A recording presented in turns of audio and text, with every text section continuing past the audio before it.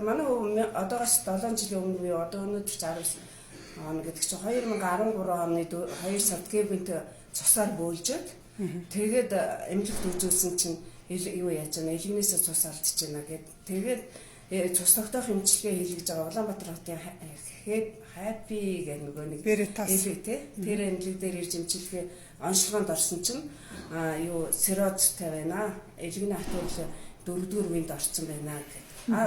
Нэгдүгээр эмнэлэгтээ үзүүлсэн юм. Тэгээд 4-5 судсан бүдүүрсэн илгнээс юу цус алдчихсан ходоод нь шарахтай байна гэдэг.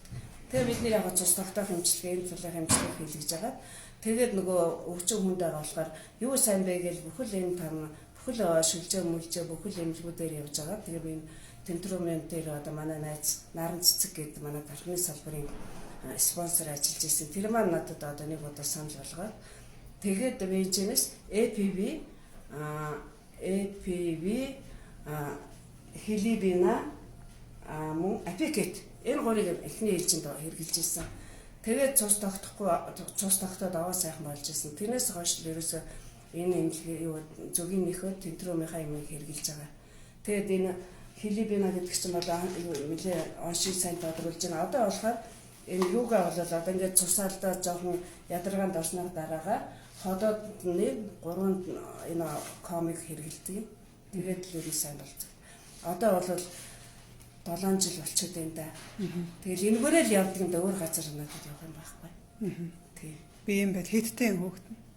Нас нь хэдтэй юм. Одоо манай хүүхэд чинь 49 дээ шүү дээ. Тэгээ одоо 50-тэй надад л хүүхэд байгаа байхгүй юу? 59-тэй тий. Тэгээд ерөнхийдөө бол жоохон хавар намар хоёр өвчин хөдлөх шинжтэй байдаг. Тэрүүн дээр миний нэмж хэрэглэсэн юм бол нөгөө BC вирусгүй учраас А вирус их болохоор би яг нөгөө цусаалттай ингээд жоохон эрчимтэй яваад ирэхээр цус тогтоочоод юу хэрэгэлдэг байхгүй юу? Нөгөө солонгосын нөгөө тарай хэрэгэлдэг юм да. Кондом хэрэгэлдэг, курсны хэрэгэлдэг. Тэгээд энэ энэ одоо замынхаа 3 юм хэрэглээ. Энэ 3-аас хэрэгэлдэг юм да. Хилибина, Апикет, нөгөө APV 3. Энэ хэд ерөөсөө үйл хүнтэй байгаа шээ. Манай хувьд хүн хүний бас биений онцлог амт бол тоо. Миний хувьд бол ийм сайхан байна. За баярлалаа.